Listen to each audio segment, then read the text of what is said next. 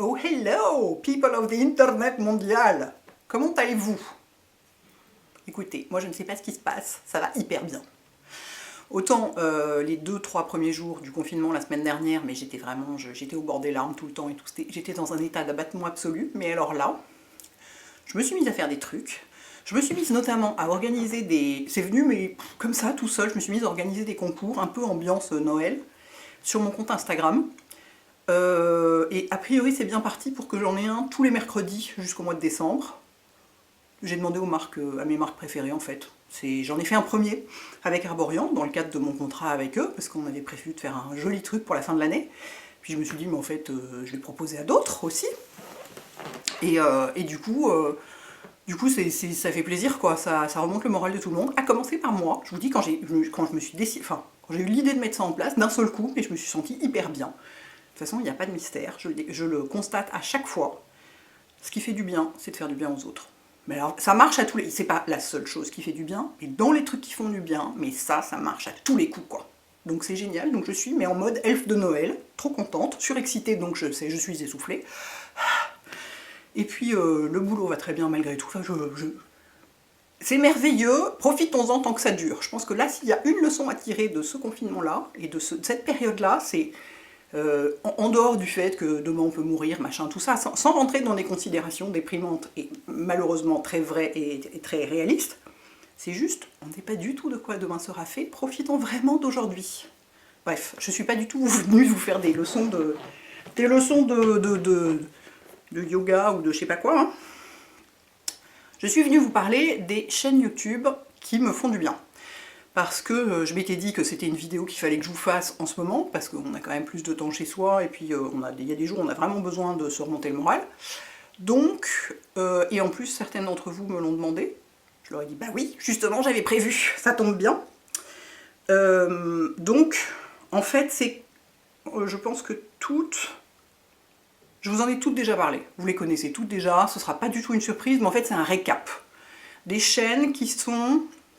pour diverses raisons, mais en général, la raison étant la personnalité de la créatrice, parce que, à part, il y a sur 13 chaînes, il y a 12 nanas, c'est des personnalités qui sont, comme on dit en anglais, cheering up, c'est-à-dire qui remontent le moral, parce que c'est des personnes souriantes, et même quand ça va pas, enfin, ouais, je vois certaines d'entre elles ont eu des moments vraiment durs cette année, bah, elles sont restées pleines d'entrain, quoi, quelque part. Et alors, donc, il y a une catégorie youtubeuse classique qu'on connaît depuis très longtemps et tout, qui, moi, me font vraiment du bien, notamment. Vous savez que ma préférée, c'est Fleur de Force. Je veux dire, quand je vois qu'il y a une nouvelle vidéo, mais pour moi, ça peut être une raison de sortir de mon lit un jour où ça va pas fort, quoi. C'est vous dire. Je regarde toutes ces vidéos. Bon, ok, à l'exception de celles sur les jouets d'enfants, parce que là, vraiment, il y a des limites. Déjà, moi, les enfants, ça m'intéresse pas. Donc, à la limite, sur les habits de sa fille, il m'arrive de regarder, mais c'est pas systématique. Les jouets, non, là, franchement, je peux pas, c'est trop pour moi. Mais autrement, je regarde toutes ces vidéos, tout. Donc, quel que soit ce dont elle parle, tout. Enfin, elle est en tête de ma liste, hein, donc ça me permet voilà, de commencer. Donc, il y a cette catégorie-là, et ensuite, il y a la catégorie des gens qui font des trucs très poétiques, et qui n'ont pas une expertise en quelque chose, comme en beauté, par exemple. Ah, j'ai du mascara qui s'est mal mis. Mais qui sont des artistes, en fait, qui créent des très jolies vidéos, qui font du bien. Donc la première de ma catégorie un peu, je dis experte, mais ça dépend parce que dans cette catégorie-là, il y en a qui sont expertes en rien, mais qui sont pour autant qui sont vachement sympas et qui font des super vidéos. Flore, elle est quand même experte en beauté. Elle a eu pendant tout un moment avec Ailure, il me semble que c'est Ailure, des produits pour les yeux en général. Elle avait des produits pour les sourcils, elle a eu, enfin je me souviens plus bien, mais bref, pas mal de produits pour les yeux. Donc elle est quand même experte en beauté, enfin quand même, elle est experte en beauté, la base de son métier c'est ça. Comme tout le monde, elle s'est pas mal diversifiée et elle s'est mise... Moi j'adore ses vlogs, quoi. J'adore sa maison à la campagne et tout. Elle fait pousser des tomates, elle a ses chiens, elle est dehors, tout ça. J'adore voir ça, ça me change tellement de mon environnement. Et puis, cette fille est sympathique, elle est droite, elle est vraiment, j'adore sa personnalité. C'est vraiment ma préférée entre toutes. Donc je vais pas, comme c'est des gens dont je parle depuis très longtemps, et que je n'ai que 14 minutes de batterie. Oh, c'est très peu, ça fait 1 minute par personne. On va pas y arriver. Je vous le dis tout de suite, ça risque de couper au milieu. Ah non, parce que j'ai pas envie de me taper le logiciel de montage, par pitié. Donc je vais aller vite. Enfin vite. Je vais pas parler 4 heures de chaque personne. Après Fleur, il y a Estée Lalonde, que j'aime beaucoup parce que elle, c'est pareil, elle n'est pas d'une expertise folle dans un domaine quelconque. Elle aime bien la beauté, mais enfin, c'est pas Caroline Irons, quoi. Mais elle est sympathique. En fait, toutes ces nanas-là sont très souriantes aussi. Et ça, c'est un truc, ça fait vachement bien. Moi, je sais que moi, je le suis pas. Et c'est pas parce que je fais la gueule ou que je suis pas sympa ou quoi, c'est juste, naturellement, vous savez, il y a des gens qui parlent en souriant. Moi, j'y arrive pas. Je fais l'un ou l'autre, mais parler en... Vous voyez, j'ai pas l'anatomie pour, j'ai pas les muscles prévus pour faire ça, je ne sais pas faire. Donc je n'y arrive pas. Donc elles sont très souriantes et ça fait beaucoup de bien.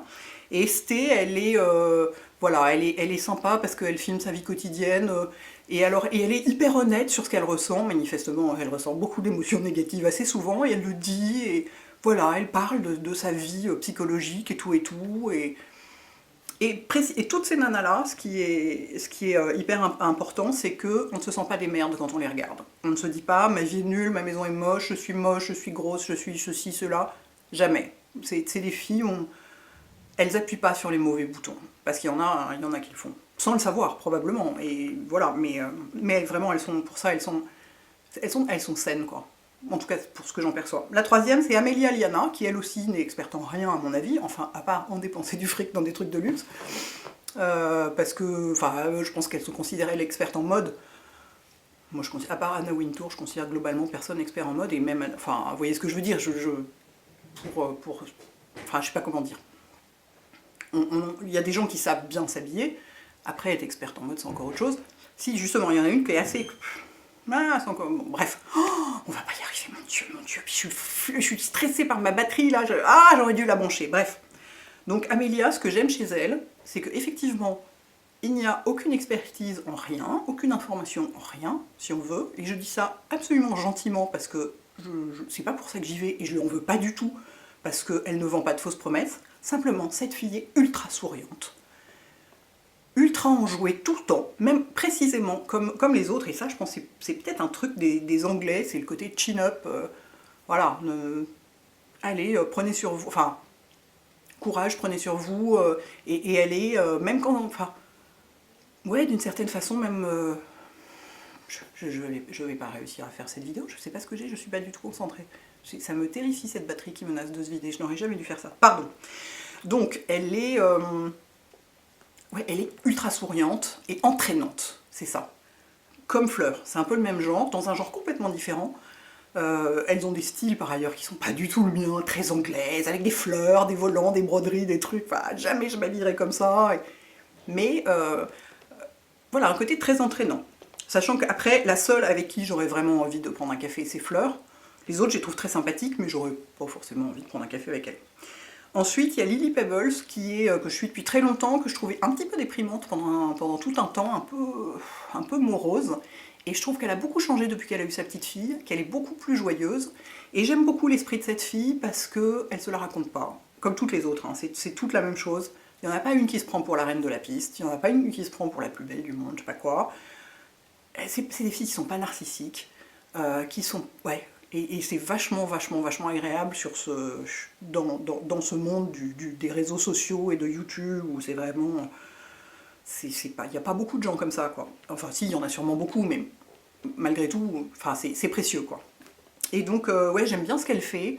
Je la trouve saine. Elle est simple et nature, quoi. Et je la trouve agréable à regarder. Et ensuite, dans celles qui ont un peu une expertise, enfin, la dernière a énormément une expertise, l'avant-dernière c'est Emma Hill, dont je vous ai déjà parlé récemment. En fait, je vous ai déjà parlé de tous ces gens, donc c'est pour ça aussi que je passe un peu vite, parce que c'est pas des découvertes pour vous, mais ça fait un récap. Emma Hill, elle est experte en mode, parce qu'elle fait que ça, et elle travaille avec des marques de mode, elle a créé un blazer avec une marque de mode, etc. Mais elle n'est pas du tout... Déjà, elle n'est pas du tout obsédée par les objets de luxe, même elle a des sacs de luxe, des chaussures un peu de luxe, des trucs comme ça, mais c'est pas sa raison de vivre, quoi, d'acheter des sacs Dior toute la journée. et elle n'est pas du tout narcissique.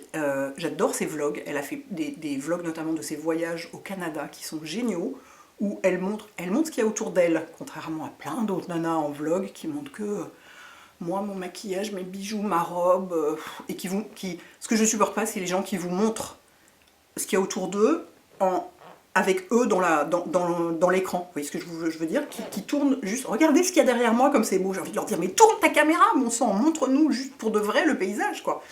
Et Emma, elle est typiquement, elle est comme ça, elle n'est pas du tout obsédée par elle-même. Et en plus, elle a de très bons conseils pour plein de trucs, elle est marrante, elle se la raconte, enfin ouais, voilà, elle se la raconte pas, et elle est, ouais, j'aime beaucoup le travail de cette fille, j'aime beaucoup sa personnalité.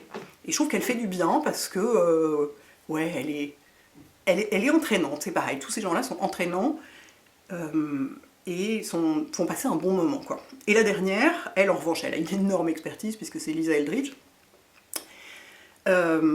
Et d'abord, c'est probablement la seule chaîne de maquillage que je regarde encore parce que c'est la seule où j'apprends des choses. Pas que j'apprenne rien avec les autres, mais avec elle, à chaque fois, j'apprends vraiment des trucs, mais énormément de choses.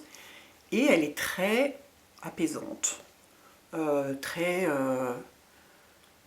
Ouais, c'est très apaisant de passer un moment avec elle, tout en apprenant des trucs à chaque fois, hyper intéressants.